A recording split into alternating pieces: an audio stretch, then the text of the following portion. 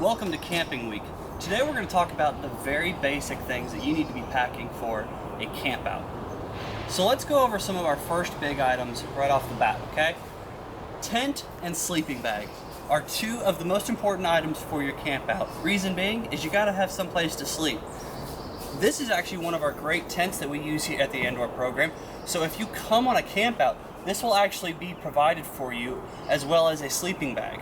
Now, if you have one of these items, feel free to bring your own, but just know that they are not necessary to bring on an Andor camp out. When getting a tent, you're going to want to have a lot of things to consider. How many people are going to sleep in it, and what kind of temperature you're going to be sleeping in, but that's a video for another day. Also, with sleeping bags, get one that you can comfortably fit in, okay? Let's move on to something else that has to do with sleeping, okay? We get questions about these a lot. These are sleeping pads, okay? They make all different kinds of them. You can have them that roll out, you have some that fold out like this, like an accordion, and then you even have some really nice ones that you inflate, okay? I would highly recommend that you bring a sleeping pad on a camp out, simply because it provides a little bit extra cushion between you and the ground. Is this necessary to bring? No, but trust me when I say you'll be glad that you did. Let's talk about over here at our hammock station, okay? We get questions all the time. Can I bring a hammock? Yes, of course you can bring a hammock. Are you guaranteed to have a place to hang it? Not necessarily. It depends on where we sleep. So if you want to bring a hammock, feel free to do so. My only thing is that it is much colder to sleep in a hammock than it is a tent, okay? With a tent, you get all the hot air and your sleeping partner trapped inside the tent, whereas with a hammock, all of the air kind of goes out, and then you also have to make sure you have layers up underneath here because that's just really thin nylon, okay? Speaking of which, let's talk about clothing. So, why in the world would I be bringing a hoodie in the middle of summer? Well, because we're going to be camping, and that includes nighttime, right? So, at night, even though it's 70, 80, maybe even 90 degrees during the daytime, it might drop down into the low 60s, 50s, and sometimes even the 40s, depending on where we're going. And trust me, you're going to want something warm, okay? Now, I know it gets hot. Let's talk about pants.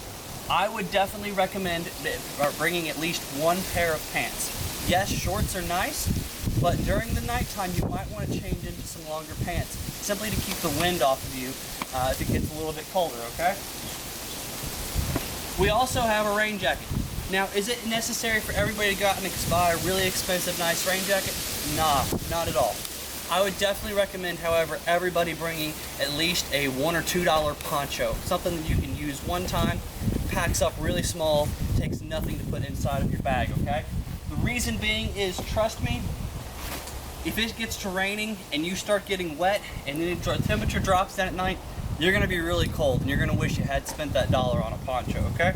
Again, none of these items are necessarily necessary, but highly recommended. And keep in mind that these two items, the tent and sleeping bag, will be provided for you. Some other things you might want to consider bringing: water, okay? I definitely want everybody bringing at least a water bottle, okay? It doesn't have to be necessarily a Nalgene like this.